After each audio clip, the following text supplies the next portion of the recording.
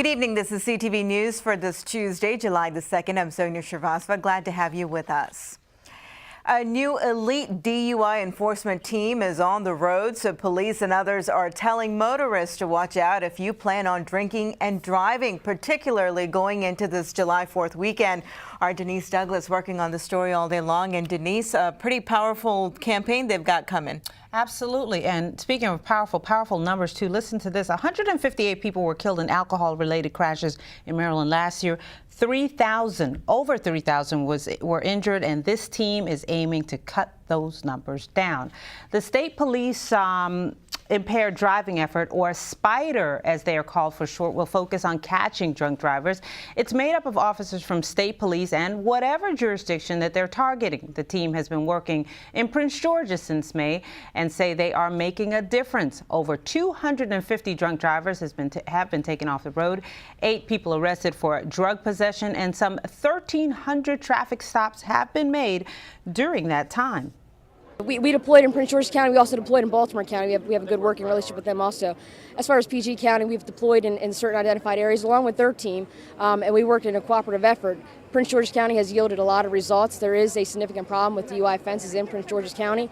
They do have a high crash rate and a high recidivism rate. People have multiple DUI offenses. So with that, we've identified those areas and those problems, and we're focusing on certain aspects, certain areas in that county. July 4th weekend coming up. This is especially important to get the word out about it. Absolutely, and that's why this was timed.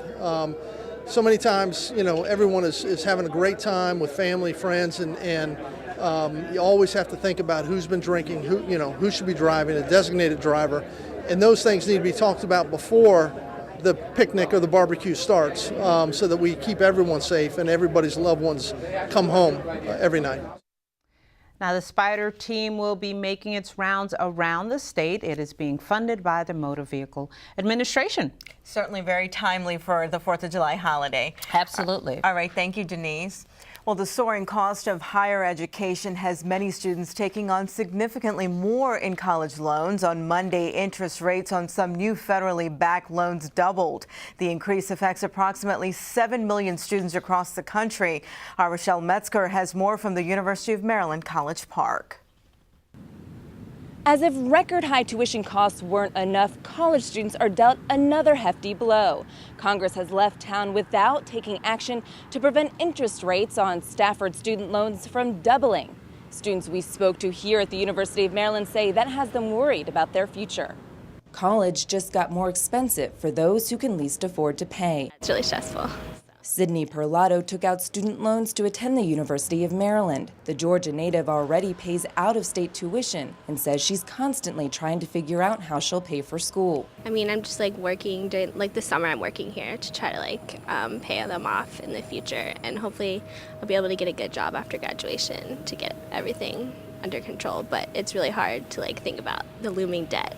Sarah Bowder, the director of Maryland's Office of Student Financial Aid, says she's already hearing from new borrowers. To have an interest rate go from 3.4% to 6.8% flies in the face of logic. You would want these families to have a lower interest rate. Bowder says the average University of Maryland student loan is $25,000. On a 20-year monthly repayment plan, at the new 6.8% loan rate, students will pay $11,300 more over the length of the loan, or $47 more per month. We really need to look at why are we asking this question? So, the reason we're asking the question is Congress has to pay their bills, and the way they're paying their bills is the revenue that comes off of those student loans. So why couldn't Congress strike a deal? Maryland Congressman Steny Hoyer. Unfortunately, we did not get to an agreement. We urged our Republican colleagues to put on the floor at least a year's fix at a freeze. Over 180 Democrats signed a petition to that effect, but unfortunately we couldn't get it on the floor. Now, there is a silver lining. Congress is expected to take action in the next few weeks to find at least a short-term solution to this problem, and that could include retroactive protection for students who borrow after July 1st. In College Park, Rochelle Metzger, CTV News. The Senate is expected to vote July 10th on a proposal that will extend the 3.4% interest rate for another year. Well, the University of Maryland is now a smoke-free campus. The policy, which went into effect yesterday, bans smoking everywhere on university ground except 4 designated areas. Those locations include the lacrosse playing fields, the south side of McClendon Library, and areas around the alumni and Comcast centers. A number of colleges across the country have taken similar measures in years. Well, a Maryland congressman joins 28 other fellow Republicans in support of a bill that proposes a constitutional amendment to ban same-sex marriage in the U.S. Representative Andy Harris, the lone Republican in Maryland's congressional delegation, is co-sponsor of the Maryland Protection Amendment. It calls for the phrase